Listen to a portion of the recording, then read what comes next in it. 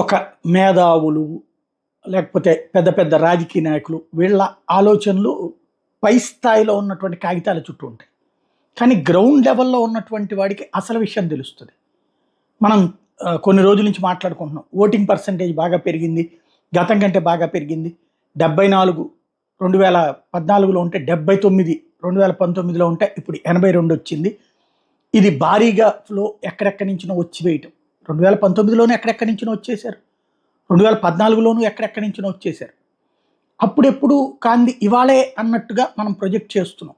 కానీ అసలు నిజం ఒక అనంతపురం జిల్లా నుంచి ఒక వ్యక్తి రెగ్యులర్‌గా మన వీడియోలు ఫాలో అయ్యేటువంటి వ్యక్తి ఫోన్ చేసి చెప్తే ఆయన చాలా ఏళ్ల నుంచి పోలింగ్ ఏజెంట్‌గా ఉంటున్నారంట. దాదాపు 20, 30 ఏళ్ల నుంచి. తను చెప్తే మనం ఇంతవరకు టచ్ అయింది ఎవరు టచ్ చేయని పాయింట్ అని నాకు అర్థమైంది.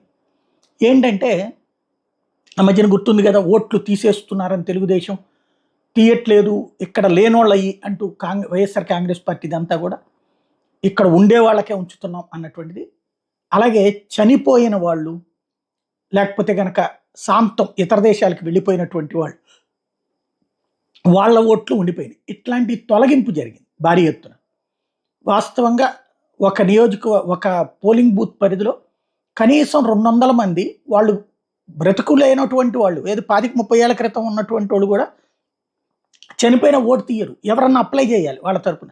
ఆ కుటుంబ సభ్యులు పట్టించుకోరు, ఇంకెవరు కూడా పట్టించుకోరు. అది ఆ మధ్యన వాలంటీర్ల వ్యవస్థ, బిఎల్ఓ వ్యవస్థల ద్వారా అట్లాంటి ఓట్లన్నీ తొలగించడం జరిగింది. అలా తొలగించడం వల్ల మిగిలిన ఓట్లు, ఆ మిగిలిన ఓట్లు ఎప్పుడు వేసేవాళ్లే వీళ్ళు. క్రిందసారి వచ్చేశారు, అంతకుముందు వచ్చేశారు, కొత్తగా పెరిగిపోయినటువంటిది ఏమీ కాదు అన్నటువంటి లెక్క. అంటే మన అంచనాలు ఒక రకంగా ఉన్నాయి, వాస్తవికత మరొక రకంగా ఉంది. ఓవరాల్గా అయితే ఎవరి ఓట్లు వాళ్ళకి పడ్డాయా లేదా, అటు నుంచి ఇటు టిల్ట్ అయిందా లేకపోతే ఇటు నుంచి అటుకు టిల్ట్ అయిందా, ఇది మాత్రం రేపు 4వ తారీఖున తెలుస్తుంది. బట్ ఇది వన్ ఆఫ్ ద సూక్ష్మమైనటువంటి పాయింట్.